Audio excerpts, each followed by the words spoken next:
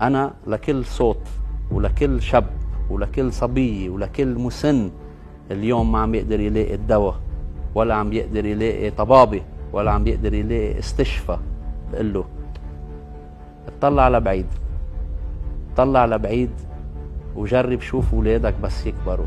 وأنا عم بحكيك اليوم لأنه عندي ولاد وبعرف كتير منيح وين رايحين هالولاد بالمستقبل. ولادي هن ولاد الوطن، ولادكن ولاد الوطن مش ولادكن. فكروا صح واعطوا صوتكن للشخص اللي بتلاقوه عنده مؤهلات فكرية قادر يبني وطن.